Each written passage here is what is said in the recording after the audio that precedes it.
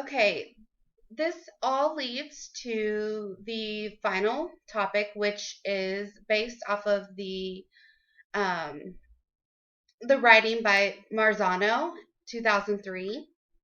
I chose three different quotes that kind of inspired me to discuss um,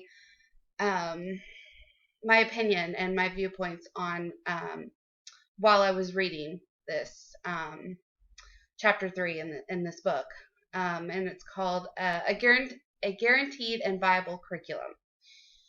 So first of all, opportunity to learn, or OTL, has the strongest relationship with the student achievement of all school level factors identified in Marzano 2000A version. And then also and then later on it says, if students do not have the opportunity to learn the content expected of them, there is little chance that they will learn.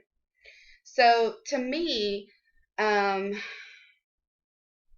this chapter of this portion of the book was really focusing on making sure that when curriculum is being developed, that it needs to be make sure that it creates those opportunities to learn, because if that opportunity is not there, then they're not going to. For example, um, well, with the COVID-19, whenever we went to virtual learning, yes, all of our students at my school have one-to-one computers. They all have their own computers.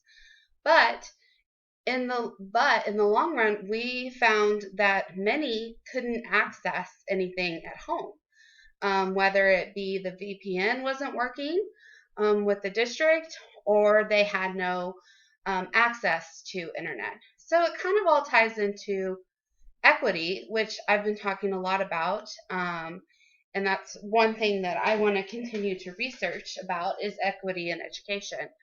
I kind of talked about that in Module 1 discussion. So, and then it kind of goes into talking about, in summary, the first school level factor is straightforward. 1, implement a curriculum that is both guaranteed and viable.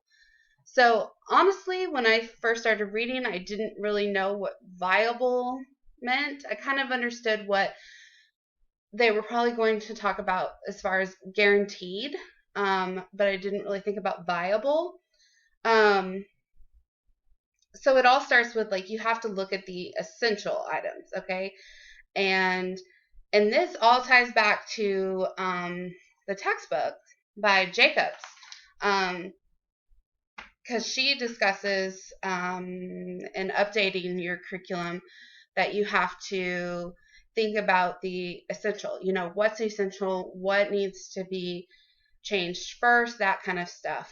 To me, the viable, he was talking about like time. A lot of the problem with developing curriculum and keeping it strong and relevant and up to times is time available to do this. I know my district has professional development days where they try to give us significant amount of time to work with our PLC groups.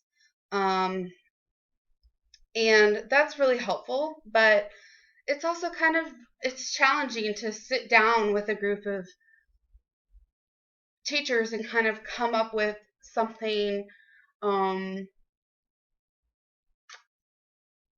that we can all agree on. So I'm thankful that the standards are there, because that's kind of something that we can like base it off of. So I know, for example, last year, I